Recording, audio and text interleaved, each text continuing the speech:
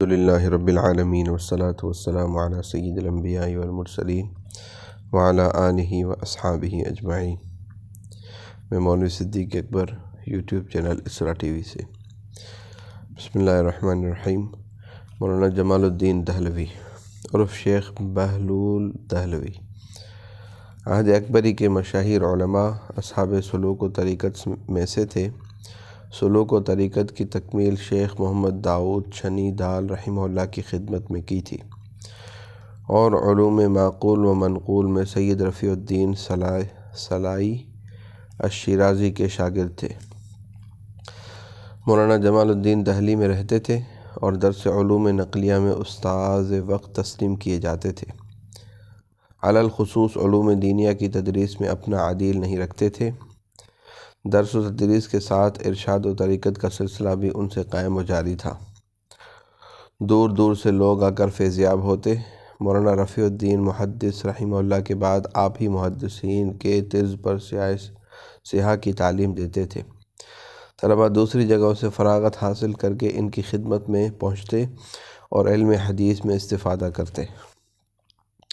آپ کے مرشد حضرت داؤد کرمانی قدس اللہ سرہ العزیز پر جب مہدویت کا الزام لگایا گیا تو آپ نے ایک رسالہ تحریر فرما کر حقیقت کو واشگاف کیا، جیسا کہ شیخ داؤد کرمانی کے حالات میں حیطۂ تحریر میں آ چکا۔ پھر جب ملا مبارک کے خاندان کو دربار اکبری میں عروج ہوا اور بارگاہ شاہی کی مذہبی حالت دگرگوں نظر آئی تو ہندوستان سے قطع تعلق کر کے مکہ معظمہ چلے گئے۔ اس سفر کا سبب تذکرۃ الواصلین میں یہ لکھا ہے کہ جب 987 ہجری میں بعض علماء عصر نے اکبر کے امام وقت ہونے کا محضر تیار کیا اور تمام علماء دارالحکومت نے اس پر مہریں کی تو وہ محضر دہلی میں بھی آیا۔ مولانا جمال الدین صاحب سے بھی تصدیق و تسجیل کے لیے کہا گیا، لیکن انہوں نے یہ کہہ کر انکار کر دیا کہ جس قدر ہو چکا ہے کافی ہے، ہم فقیروں اور گوشہ نشینوں کو کیوں تکلیف دی جاتی ہے؟ اگر ایسا ہی ہے تو تمام علماء ہند سے استصواب کر لیا جائے۔ اس کے بعد جب علماء مشرق نے بادشاہ کے خلاف فتویٰ دیا اور لکھا کہ اکبر شریعت سے منحرف ہو گیا ہے، تو بعض علماء دہلی کی نسبت دربار حکومت کو شبہ ہوا کہ علماء مشرق سے نامہ و یپام رکھتے ہیں۔ انہی میں مولانا موصوف بھی تھے۔ جب حالات روز بروز مخدوش ہونے لگے تو آپ نے حج کا ارادہ کیا اور اپنے تلامذہ اور مریدین کی ایک جماعت ساتھ لے کر مکہ معظمہ چلے گئے۔ چند سال بعد خان اعظم مرزا عزیز کو کلتاش حج کے لیے گئے۔ ان کو مولانا جمال سے نہایت درجہ حسن اعتقاد تھا۔ سخت اصرار و التجا کر کے اپنے ساتھ ہندوستان واپس لے آئے، لیکن عمر نے وفا نہ کی۔ دہلی پہنچنے سے چند ماہ بعد انتقال کر گئے۔ گویا فضا کو اسی کا انتظار تھا۔ صاحب تذکرہ لکھتے ہیں کہ ناصر الملک میر محمد خان خانہ اور خان اعظم کو کلتاش کو حضرت شیخ جمال الدین صاحب سے بہت عقیدت تھی۔ بارہا انہوں نے چاہا کہ مال و جاہ دنیاوی میں سے کچھ قبول کریں، لیکن ہمیشہ انکار کیا اور فرمایا کہ گھر بناتے ہوئے ڈرتا ہوں، کہیں دل نہ ویران ہو جائے۔ مولانا جمال الدین کے متعلق بدایونی کے الفاظ یہ ہیں: علم حدیث را خوب ورزیدہ الاخری۔ حضرت شاہ عبدالحق صاحب محدث آپ کے ہم عصر ہیں۔ آپ تحریر فرماتے ہیں: جامع میان علم شریعت و طریقت الاخری۔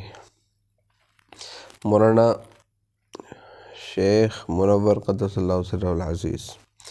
جائے پیدائش لاہور۔ مولانا ابو اسحاق لاہوری کے قابل اور نامور شاگردوں میں سے ہیں۔ باوجود علم کا کیڑا ہونے کے آپ کی قوت ہاضمہ بہت مشہور تھی۔ مشارق الانوار حدیث اور بدیع البیان کی شرحیں لکھیں۔ جب آپ کے علم و فضل کی شہرت ہوئی تو اعزاء و احترام کے ساتھ آپ کو طلب کیا اور مجمع البلدان کے فارسی ترجمے پر آپ کو مامور کر دیا، جس کو آپ نے ملا احمد ٹھٹوی اور قاسم بیگ کی مدد سے پورا کیا۔ یہ حکومت اکبر کا ابتدائی دور تھا، لیکن جب اس نے اور اس کے مشیران کار علماء نے راہ استقامت سے انحراف کیا، حتیٰ کہ فیضی جیسے علماء مست شراب ہوتے، اور اکبر ان مفتیان کرام کو شراب میں مدہوش دیکھ کر کہا کرتا تو مولانا منور نے اس مجلس سے انحراف کیا۔ نتیجہ یہ ہوا کہ ابو الفضل کے ایما سے دربار سے نکالے گئے اور پھر قلعہ گوالیار میں قید کر دیے گئے، جہاں سن 1011 ہجری میں آپ کا انتقال ہو گیا۔ میرا محمد شاہ بخاری عرف موج دریا رحمہ اللہ سادات بخارا میں عظیم المرتبت شیخ مقتدائے وقت اور سلسلہ سہروردیہ کے مرشد کامل تھے۔ ابتدا میں بمقام اوج سکونت پذیر تھے۔ جب جلال الدین اکبر بادشاہ قلعہ چتوڑ گڑھ کی تسخیر میں مصروف تھا، اس نے سید صاحب موصوف کو روحانی توجہات اور باطنی نصرت و دعا کے لیے چتوڑ گڑھ بلایا۔ سید صاحب کے اقبال سے قلعہ فتح ہو گیا تو اکبر نے خوش ہو کر آپ کو برگنا بٹالہ اور کچھ مواضعات لاہور کے اطراف میں عطا کر دیے۔ اس کے بعد سید صاحب نے لاہور میں سکونت اختیار کر لی اور حکم دیا کہ 3 جگہ عام لنگر خانے جاری کر دیے جائیں، ایک لاہور میں جہاں سید صاحب کی خانقاہ تھی، اور 2 لنگر خانے جاگیر کے مناسب مقامات پر۔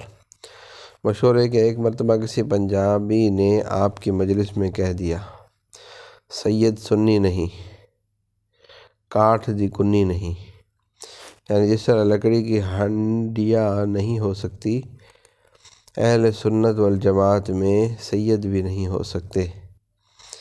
پھر کہا کہ پہلے زمانے میں سید ایسے ہوا کرتے تھے کہ اگر آگ میں کود جاتے تو ایک بال بھی نہیں جلتا تھا، اب ایسے سید کہاں۔ سید صاحب کو یہ سن کر جلال آ گیا۔ آپ نے لکڑی کی ہنڈیا منگائی اور اپنے دونوں پیروں کو پھیلا کر ان کا چولہا بنایا اور ہنڈیا میں چاول ڈال کر پیروں کے چولہے پر رکھ دی اور آگ جلا دی، حتیٰ کہ چاول پک گئے۔ منکر سادات اس زندہ کرامت کو دیکھ کر نادم ہوا۔ آپ کے 2 محل تھے اور ان سے 3 فرزند تھے، سید صفی الدین، سید بہاؤالدین، سید شہاب الدین عرف شہاب الدین طہرہ۔ یہ تینوں صاحبزادگان اپنے زمانے میں اولیاء اللہ ہوئے۔ حضرت میرا محمد شاہ کا سن ولادت 940 اور سال وفات 1013 ہے۔ ملا قطب الدین شہید سہالوی نور اللہ مرجعہ۔ میر غلام علی آزاد بلگرام کے الفاظ ہیں، امام اساتذہ و مقتدائے جہامدہ است معدن عقلیات و مخزن نقلیات۔ سہالی مضافات لکھنؤ میں ایک قصبہ تھا۔ ملا صاحب اسی قصبے کے انصاری شیوخ میں سے تھے۔ ملا عبدالسلام جہادیوہ کے شاگرد ہیں۔